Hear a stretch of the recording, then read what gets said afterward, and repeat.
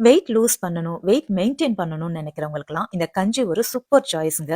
Last ஒரு 10 வருஷமா என்னுடைய வெயிட் எப்பெல்லாம் ஏறுதோ அப்பெல்லாம் இந்த கஞ்சி குடிச்சு என்னுடைய வெயிட் இறக்கி நான் மெயின்டைன் பண்ணிட்டு இருக்கிறேன்.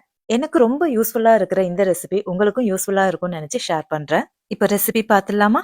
இதுக்கு நான் ஒரு கப்பு பார்லி எடுத்திருக்கேன். அதாவது தோல் இல்லாத பேர்ல் பார்லின்னு இருக்கும், அதை எடுத்துக்கோங்க. இது எப்போ ஒரு மீடியம் ஃப்ளேம்ல வச்சு கைவிடாம நல்லா செவக்க வறுத்துக்கணும். இந்த பார்லி வறுக்கிறது ரொம்ப இம்பார்ட்டன்ட். ஏன்னா இதுக்கப்புறம் நம்ம இந்த கஞ்சி ரொம்ப குக் பண்ண மாட்டோம். ஒரு கப்பு பார்லி வறுக்க ரஃபா ஒரு 12ல இருந்து 14 நிமிஷம் எடுக்கும். ரொம்ப புகை வர மாதிரி இருக்கு வறுக்கிறப்பனா கொஞ்சம் சிம்ல வச்சுக்கோங்க ஃப்ளேம.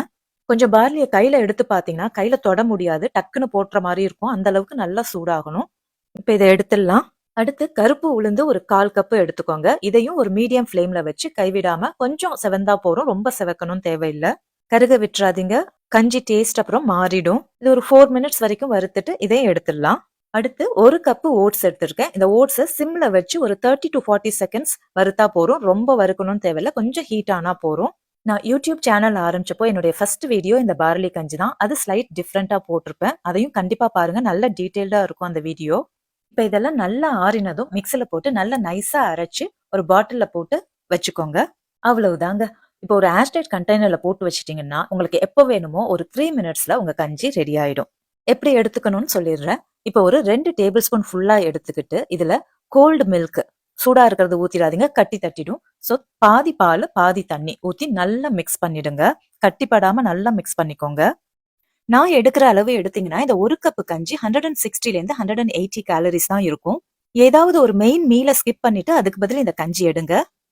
என்னுடைய அட்வைஸ், உங்களுக்கு பார்லி ப்ளோட்டிங் மாதிரி அலர்ஜி இல்லைன்னா நைட் டின்னருக்கு எடுங்க.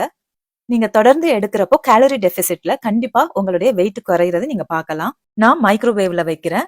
ஸோ எவ்ரி 30 செகண்ட்ஸ்க்கு ஒரு முறை எடுத்து நல்லா மிக்ஸ் பண்ணுங்க. இல்லைன்னா கீழே கட்டி தட்டிடும். அப்படி இல்லைன்னா அடுப்புல வச்சு கூட நீங்க பண்ணிக்கலாம். என்னுடைய மைக்ரோவேவ்ல 3 மினிட்ஸ்ல பொங்க ஆரம்பிச்சிருச்சு. அவ்வளவுதான், கஞ்சி ரெடி. இந்த கன்சிஸ்டன்சி ஆறினதும் கொஞ்சம் கெட்டிப்படும், சாப்பிட கரெக்டா இருக்கும். நல்ல சூடா ரசிச்சு சாப்பிடுங்க.